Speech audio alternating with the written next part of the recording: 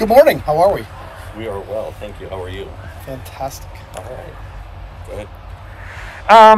I wanted to ask you about Ryan Gunderson. How do you see he's progressing in his new role? What is he doing that is positively affecting the quarterbacks, not just DTR? Yeah, Ryan's an outstanding football coach. We were really fortunate when Coach Bible retired, who arguably is one of the best quarterback coaches in the country through a long tenured history, 40 plus years of coaching, from Boomer Esiason to Russell Wilson to Matt Ryan to Dorian to a bunch of guys that he's had great success with. And then Gundy, the good thing about Gundy, and he's seamlessly transitioned in here. So it was almost like 2 days in, it was like he had been here for 2 years. He had great command. He's very technical.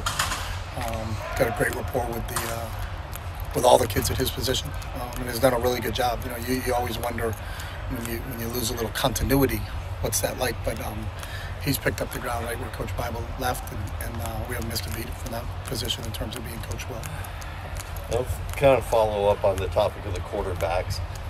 DTR's numbers are kind of odd to look at because he's leading the conference with the QBR rating. He's last in the conference in completion percentage, but he's winning and he's doing so effectively. So what's your take? He's throwing fewer passes than he did last year. Well, what's your take on his game? It's a byproduct of the first two games. Our first game against Hawaii, we were up so quick early, and he barely played in the second half. So I don't think you can look at. There's just such a small data point that you can't look at 2 games and say, hey, this is this. I think you have to look at it over the course of a season. So I like the last 2 things you talked about where he's leading the conference in wins, and that's the most important thing for a quarterback. So.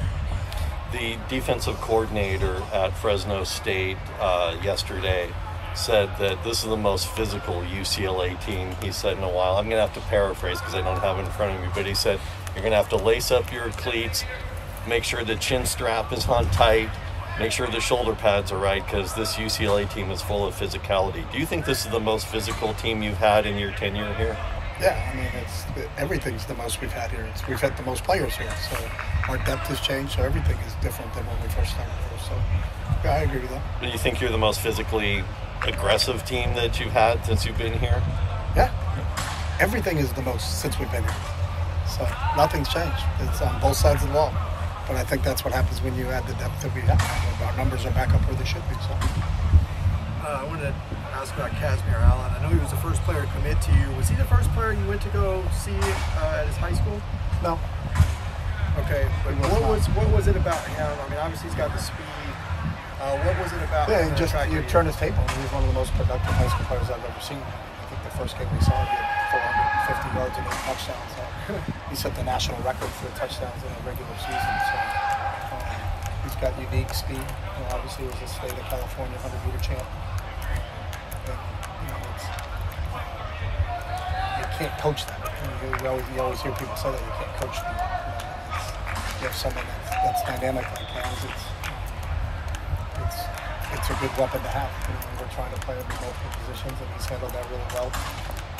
He's been hit a little bit by an injury bug during his career here. He's 100% healthy now. He's doing a really nice job. We hope we can continue to expand his role. So is his speed, I'm assuming you want to get him as many touches as you can? No, that's not the case. What can he handle? What is too much for a guy that size? There's not a guy you can't take a guy like that and say, hey, we're going to line him up a tailback and give him 40 carries a game. Then you may not have him for the rest of the season. So, there's a fine line between how you use those guys and making sure that they're available for the next game too. So, but I think he's really handled his role well. He transitioned to being an outside receiver. He can be a slot receiver. He can play running back. He's done all of those this year. And we'll continue as we get through our game plans and the teams that we play. What are the different ways we can deploy him to help us win our games. What about Mitchell Agude? He's already got the school record for forced fumbles in less than a full season, which seems just amazing. In 2 games? No, I mean combined with last season and this season. He does? Yeah. I did not know that. We love Mitch since he got here. He's really stepped in right away. There's a maturity to him. He never acted like a newcomer. He acted like he had been here for a long time. He's very dedicated to everything he does. He takes everything really seriously. He takes school very seriously. He takes the classroom really seriously. He takes the weight room really seriously. He takes the practice field really seriously. he kind of sets the tone for a lot of the success we're having on the defensive side of the ball because of how hard he plays. So, the first time we saw him and got involved with him when he was over at Riverside, I know Jay and Coach Az really loved him, and they were as high on him as anybody we recruited. It's paid off for us, so we got him. What about, how is he able to get so many forced fumbles? What is it unique to his I think he skill has set a knack for the ball and has a good understanding of where the football is. Some guys, Peanut Tillman was a guy in the NFL that led the NFL in forced fumbles. Those guys just have a unique to punching the ball out. And sometimes it's punching the ball out, sometimes it's stripping the ball. There's a lot of different ways to get the football out. And we work on it in our turnover circuit drills and continue to drill that all the time. But some guys just seem to excel at that a little bit better. Maybe they see the ball a little bit better when it's in the ball carrier's hands, or it's in the quarterback's hands, or if it's in the receiver's hands. But he does have a knack for that. And obviously, to set the record for forced fumbles, that's pretty impressive because we only played 7 games last year. To play 7 games as a newcomer, and not 2 games now, so he's 9 games into his college career. To set the record for forced fumbles is really impressive. Well, what can you say about how the offense and the defense are complementary each other? Basically, in terms of like time of possession, the offense is not having little time on the field, giving the defense, more time, getting tired. What can you say about how it is this year? We've had 2 games, so I don't think you have a full sample size to say what is necessary to happen.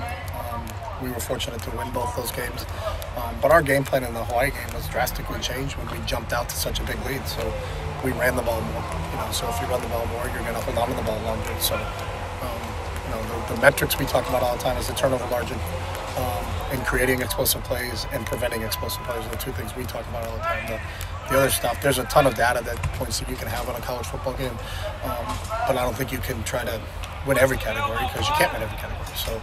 The turnover thing I think has been huge for us. And we just look at last year's success rate. When we didn't turn the ball over, we were really successful. When we turned the ball over, we weren't successful. So we've always been trying to limit the big plays on the defensive side of the ball and create them on the offensive side of the ball. So that part of it is, I think we've done well so far in 2 games. So. I don't think you had a game last year that wasn't touched by COVID in some way. Now you've got 0 positives.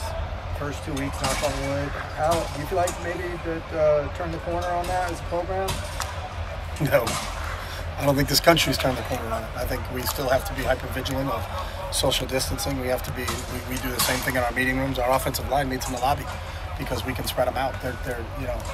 We've moved our meeting rooms around just to accommodate that. But I don't think anybody can drop their guard, in relation to this, especially with the Delta variant. And when you have so many breakthrough cases of people that are vaccinated that have gotten it, so when you have been clean, it's part of it is the social distancing that our student athletes are practicing. I think next week and the weeks to come will be test for us because students are coming back to campus. We've been in a little bit of a bubble here because students haven't been on campus since Friday, March 13th of 2020. So there's going to be a different dynamic for that, but. I think I'll give our players credit. They really understand that, and they've done a good job with it, being one of only 2 teams to play every game last year. But it takes a lot of sacrifices on the players' standpoint. But we can't, in any stretch of the imagination, drop our guard right now and say, hey, we haven't had a positive test in a while, so let's say, hey, we got this beat, because until the CDC comes out and says that this variant is gone, we're still going to be hyper-vigilant in terms of how we're taking care of ourselves and what we're doing. So. The coaches up at Fresno State said they have great concern about Greg Dulcich, keeping an eye on him. One of them said that he's like the stud. They actually called him the stud tight end in the country. What's it going to be for Greg to get more involved in the offense going forward? More involved? Well, more catches. I mean, I know obviously he's in there a lot. It depends on how defense defends you. So if their answer is they're going to triple Greg Dulcich, then we're probably not going to throw the ball to Greg Dulcich. We're going to take what the defense gives us. It's always been predicated upon that. And there are some games where the outside receivers are a little bit more explosive than the slot receivers, and then the tight ends, and then the running backs. It's just really what happens during the course of the football game. Do we do a good job protecting the football? If you jump out to a lead, are you going to run the ball more?